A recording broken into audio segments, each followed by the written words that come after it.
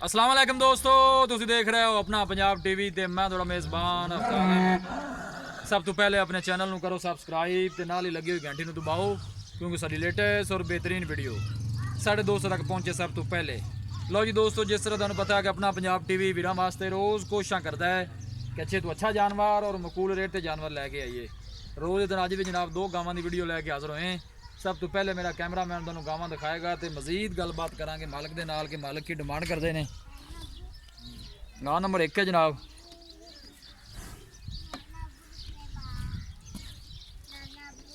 तीसरा वारा जनाब ये सुंदी है। बाकी जो भी हिसाब किताब है मेरे कैमरे की नज़र है, छड़ के टोरो भाई जी भरा। कोशिश साड़ी होंगी कि वीरां अच्छे तो अच्छा जानवर दिखाइए। कादी शान बड़ा आला है जनाब इंदा, देख सकते हो। थन चड्डे की माशाल्लाह बड़ी कायम है।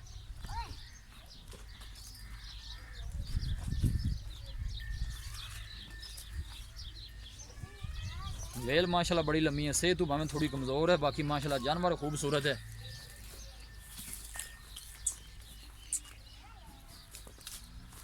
कोशिश साड़ी ये होंगी कि वीरां अच्छे तो अच्छा जानवर दिखाइए। बाकी लैने देने नसीब होंगे ने।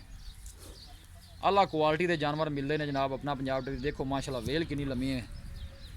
तीसरा वारा जनाब हुण सुंदी है। थन चड्डे की माशाल्लाह बड़ी खूबसूरत है, देख सकते हो। लै चलो जी वापस मोड़ो भाई जी, लै चलो उथे। गां नंबर जनाब 1 है, तीसरा वारा।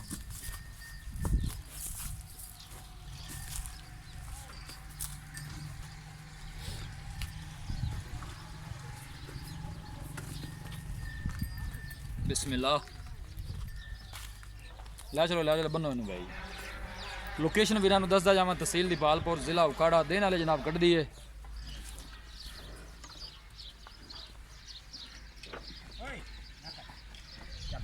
यह जी नंबर 2 वाली वैड़ है जी।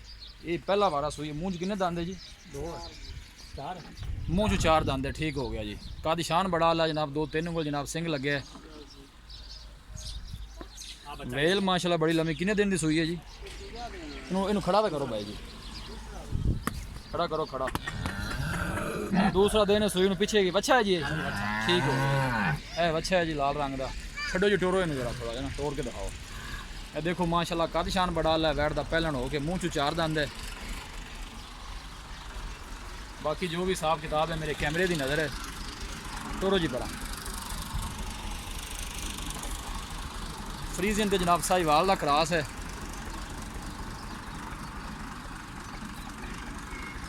आर्डर क्वालिटी माशाल्लाह बड़ी लाजवाब है जी। जानवर दिखाने दी इंशाल्लाह जनाब पूरी तसल्ली करावांगे।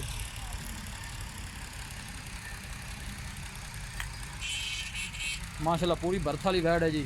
कादी शान बड़ा आला है।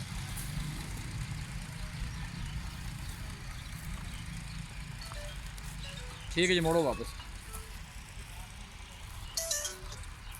वैड़ नंबर जनाब 2 है। साहिवाल ते फ्रीजन क्रॉस है। और सब तो अच्छी गल है गर्मी बर्दाश्त करने वाली है। ऐसा ऐसा टोरो जी, ऐसा ऐसा।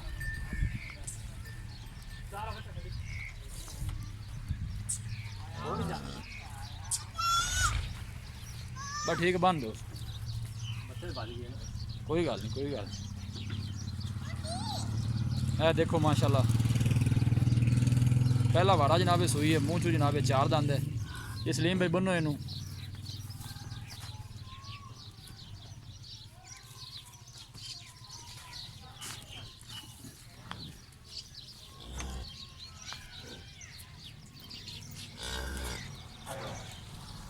लो जी दोस्तों, जानवर दिखा दिते ने तो मजीद गलबात करने मालिक दे नाल कि इन्हें डिमांड करते हैं, कि इन्हों का हिसाब किताब है जनाब। ये पहला वारा है जी। यह तीसरे वारे की है जनाब गां है। जानवर दिखा दिते ने तो मजीद गलबात करने मालिक दे नाल। सलीम भाई आओ।